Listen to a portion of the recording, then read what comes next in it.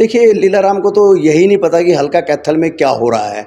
उसको यही नहीं पता कि बाहर के लोग कौन थे, अंदर के लोग कौन थे, हल्के के लोग कौन थे।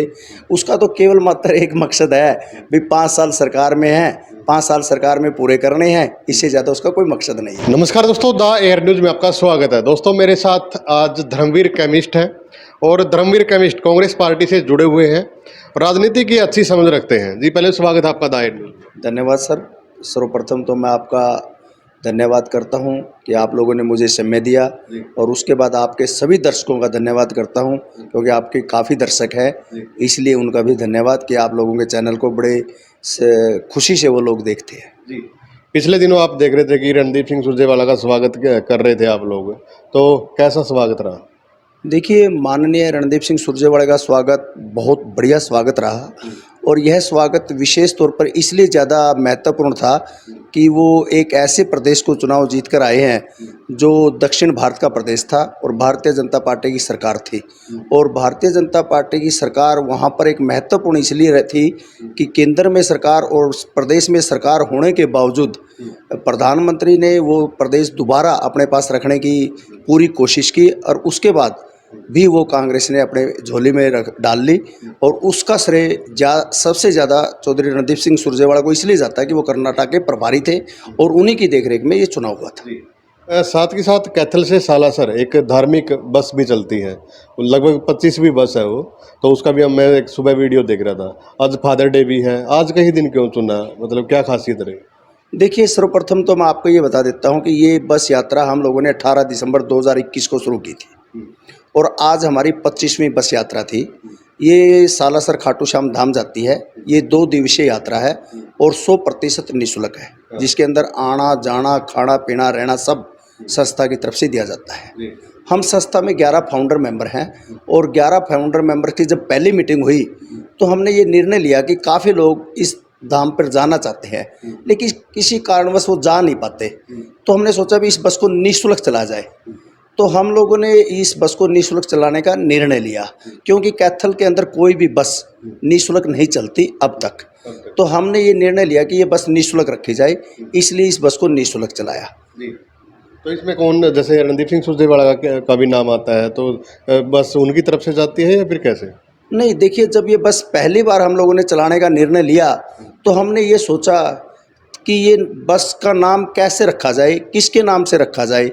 तो फिर एक पुराना इतिहास ये बताता है कि खाटू श्याम जी का जो शीश का दान दिया था वो सिसला सिसमर गांव में दिया गया था, और चौधरी रणदीप सिंह सुरजेवाला का लगा लो या स्वर्गीय शमशेर सिंह सुरजेवाला का लगा लो, पैतृक गांव भी सिसला सिसमर है।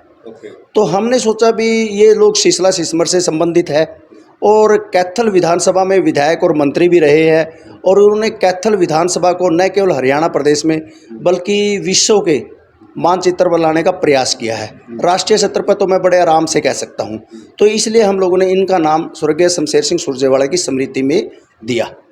आज जो बस भेजी है, आज का जो दिन चुना गया है, साथ में आज फादर डे भी है, कौन सी बस भेजी गई? देखिए, आज जो हम लोगों ने भेजी है 25वीं बस भेजी है, जिसको हम सिल्वर जुबली बस भी कह सकते हैं।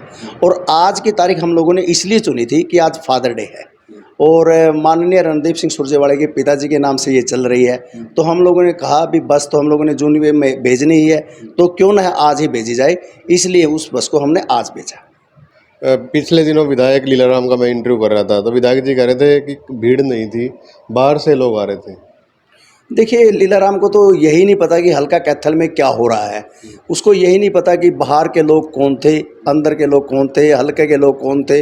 उसका तो केवल मात्र एक मकसद है भी 5 साल सरकार में है, 5 साल सरकार में पूरे करने हैं, इससे ज़्यादा उसका कोई मकसद नहीं है। जी, तो तभी ऐसी बयानबाजी की जा रही है। इसी प्रकार से इस प्रकार की वो बयानबाजी करते हैं। उन्होंने लोगों की पहचान नहीं है इसका मतलब बाहर से कहा, बल्कि जिन लोगों ने उनको वोट दी थी वो लोग उस प्रोग्राम में थे। तो बल्कि उन्होंने ये कहकर तो उन लोगों का अपमान किया है जो लोग उस कार्यक्रम में थे। ऐसा तो उन्होंने कहना ही नहीं चाहिए था। माननीय विधायक जी बड़े समझदार विधायक हैं, और उसके बावजूद भी वो लोग कहते हैं कि बाहर के लोग थे, जबकि वो कैथल हल्के के लोग थे। मैं उस कार्यक्रम में शामिल था। एक कार्यक्रम तो बल्कि मेरे अपने प्रतिष्ठान के ऊपर था, पेहवा चौक के ऊपर। उस कार्यक्रम में हजारों की संख्या में लोग थे, और वो सभी के सभी लोग न केवल कैथल विधानसभा के थे बल्कि शहरी लोग थे, और उसके बाद भी विधायक जी उनको बाहर के लोग बता रहे हैं। तो मैं समझता हूँ कि उन्होंने ऐसा नहीं कहना चाहिए था। क्या लगता है जिस हिसाब से एक भव्य स्वागत हुआ है, तो कहीं ना कहीं राजनीति चर्चाएं बनी हुई है, तो कुछ फर्क पड़ेगा? जैसे 24 का चुनाव भी नज़दीक है, रणदीप सिंह सुरजेवाला अब हरियाणा में जैसे कैथल में रहेंगे क्या? देखिए, न केवल फर्क पड़ेगा बल्कि आगामी चुनाव में 100% कांग्रेस की सरकार स्पष्ट बहुमत से बनेगी। और जहाँ तक रणदीप सिंह सुरजेवाला की बात है, कैथल विधानसभा में उसके पास इतनी वोट आएंगी, शायद सामने वाले कैंडिडेट के पास, शायद सामने वाले कैंडिडेट को सोचने के लिए मजबूर होना पड़े। धन्यवाद बातचीत करने के लिए। तो भाई धर्मवीर केमिस्ट ने बहुत सारी बातें बताई हैं और आप भी अपनी राय ज़रूर दें। धन्यवाद।